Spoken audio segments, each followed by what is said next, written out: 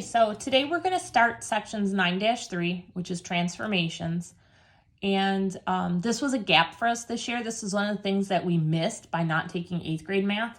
So this would normally be a 1-day lesson, and I broke it down into 4 days. So we really have a chance to understand where it's coming from, because you would have had a lot of time, like 3 or 4 weeks with this in normal 8th grade. But since we skipped it, this section is really going to be broken down. So day 1, we're going to do something called a translation. And a translation moves a figure up, down, left, and right. And in 8th grade, we told you guys that it's a slide. Okay, so you can see that there's some stuff in the beautiful purple highlighted box that you need to know. Our original figure is always going to be f of x equals x squared. That's our original. So when we refer to the original, that's what we're talking about.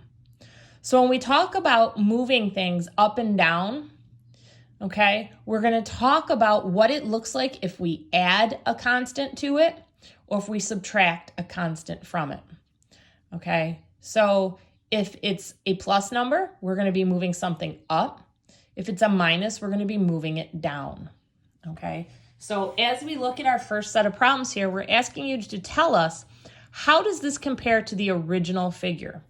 Well, all you would have to say is it's moved, started doing cursive, up 3 units. Okay, this one says subtract 4, so that means we're going to go down. So that means we moved down 4 units. Okay, for the next problem, it says x squared minus 1. So that means we went down 1 unit. Something tricky about the next one. We changed the order in which it's written. But you can see that the 5 has a minus in front of it. So hopefully you know that that says we moved down 5 units. And then this one is up 7 units because it's positive. Okay, so that's if we move things up or down. That's a translation. So then the next thing we talk about is moving things left and right. And you can see that to move left and right, it's going to be inside the parentheses with the square root on it. So that's what's going to make it different from up and down. Okay, and that's why I'm saying you might want to create like a sheet of paper or a graphic organizer that has listed all of these movements, because there are quite a few of them. Okay, so we're going to do the same thing here. You're going to describe to me what is happening. So if I subtract from it, I'm moving to the right.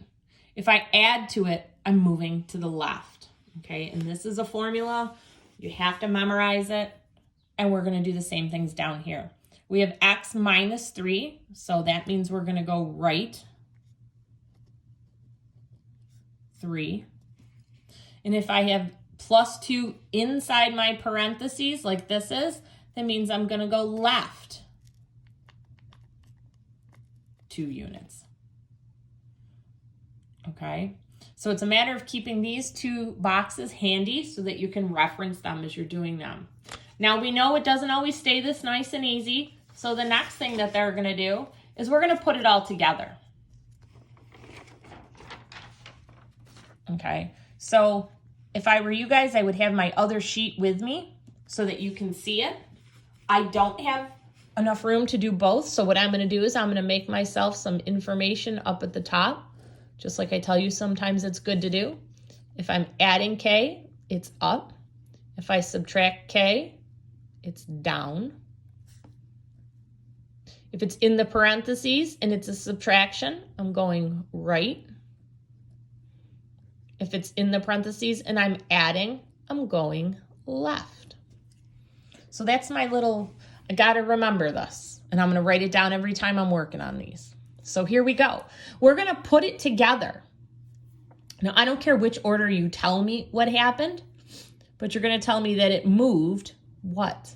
What did it move? I'm going to go right to left because that's how I read. I have minus h, so that means I'm going to go right 3. And then I've got a plus, So I went up 2. And if you do it the way you read, right to left, you're also following, believe it or not, your movements when we work on a graph, which is X, left and right, and then Y, up and down. So it stays consistent with everything that we do on the graph if you work left to right. Okay, so now let's look at this one. We're going to move positive 3, so that means left 3. Negative 1 on the outside is down 1. Okay, for the next one, we've got a positive 2 inside, so that means I'm going to move left 2. Positive 3 on the outside is up 3. And eventually you will have to match an equation up with a graph. That's where we're heading to as we get there. So that's why it's important you can describe what it is you're seeing in the equation. So for the next one, we're going to go, we moved negative 3 in the side, so that's right. So right 4. And then negative 4 on the outside is down 4. Okay? And translations should be fairly easy. It should be a nice couple of days for us to like slow down and not stress out too much, but you do have to keep it straight.